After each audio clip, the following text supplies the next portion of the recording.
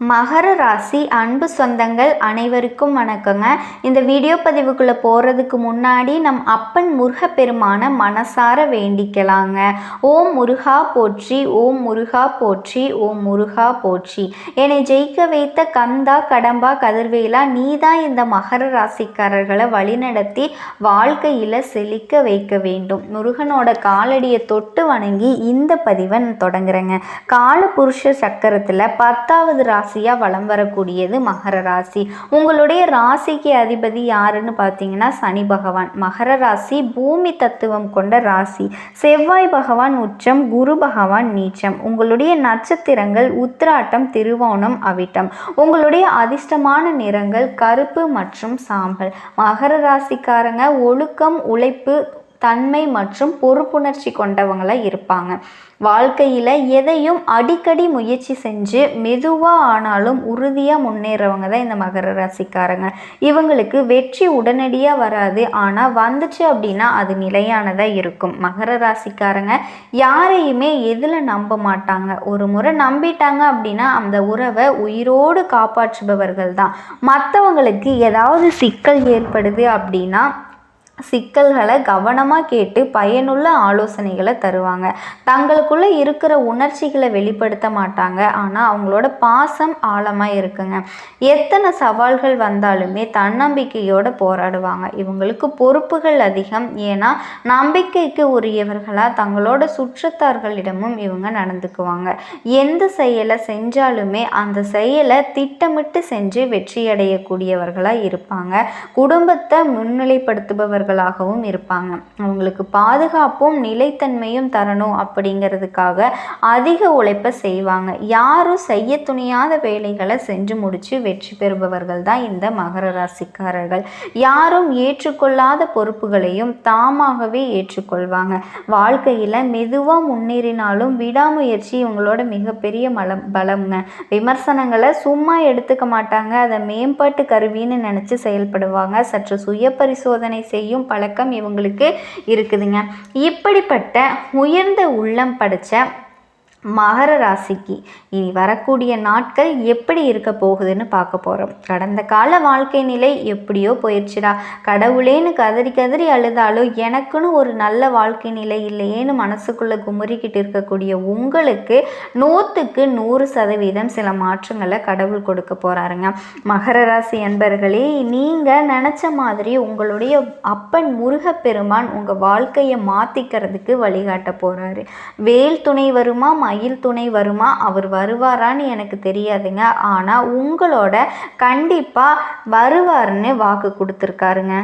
நீங்கள் நினச்ச மாதிரியே உங்களுடைய வாழ்க்கை நிலை அப்படிங்கிறது மாறப்போகுதுங்க.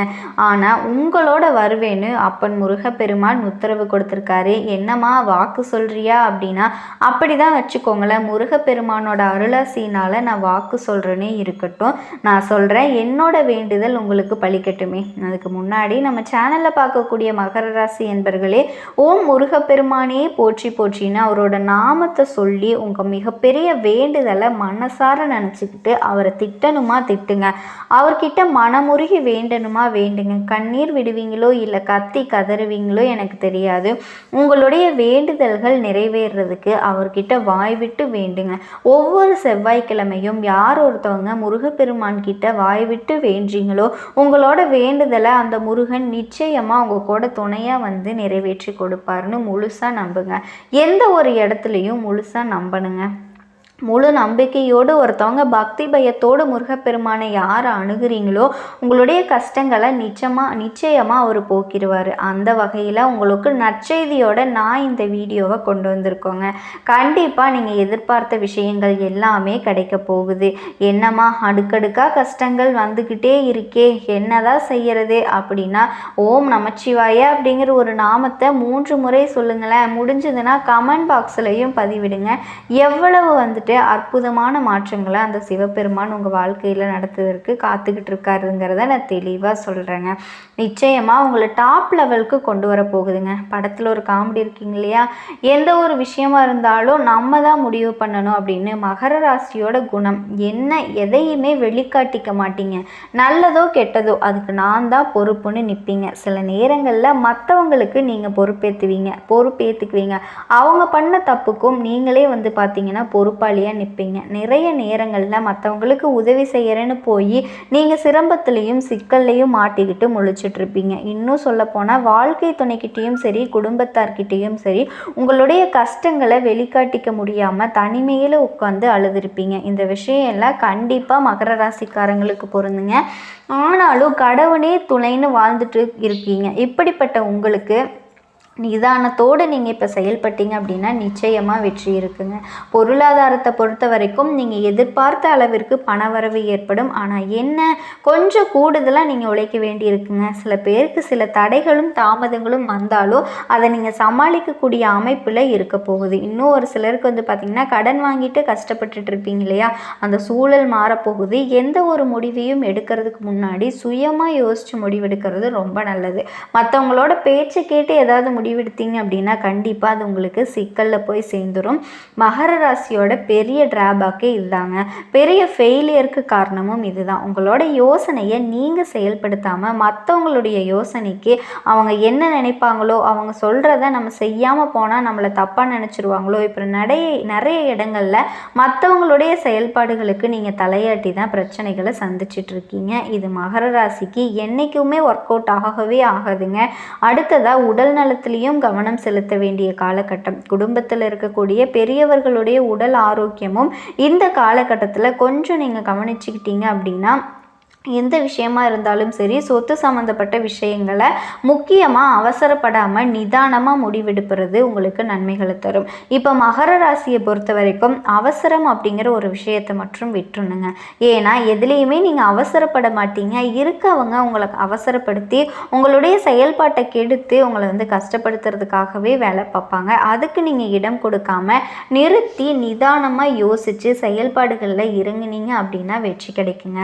வேலையை பொறுத்த வரைக்கும் வேலை சுமை அப்படிங்கிறது அதிகமாக இருக்கும். பொறுமையுடனும் நிதானத்துடனும் அந்த வேலையை செஞ்சீங்க அப்படின்னா எந்த ஒரு பிரச்சனையுமே நீங்கள் மாட்டிக்காமல் தப்பிச்சிடலாங்க. தொழிலை பொறுத்த வரைக்கும் எதிர்பார்த்த அளவிற்கு லாபம் கிடைக்கும். அதிக லாபத்துக்கு ஆசைப்படாமல் எப்பவும் போல் உங்களுடைய தொழிலை நீங்கள் செய்யுங்க. நிச்சயமாக லாபம் கிடைக்குங்க. உங்களை தேடி வரும். இந்த உங்களுக்கு சிறப்பாக அமையணும் அப்படின்னா கால பைரவரை ஞாயிற்றுக்கிழமைகளில் வழிபாடு செய்யுங்க. முக்கியமாக இந்த ராகு கால நேரத்தில் தீபம் ஏற்றி வழிபாடு செஞ்சீங்கன்னா உங்களுடைய கஷ்டங்கள் விலகும். கால பைரவரை பொறுத்த வரைக்கும் உங்களுடைய காவல் தெய்வமாக நிற்கிறாருங்க. நிறைய பேர்கிட்ட உங்களால் பேச முடியாத இடங்களில் கூட உங்களை பேச வைப்பார். நிறைய இடங்கள்ல மற்றவங்களோட சூழ்ச்சிகளில் இருந்து உங்களை காப்பாற்றி வெளியில் கொண்டு வருவார்.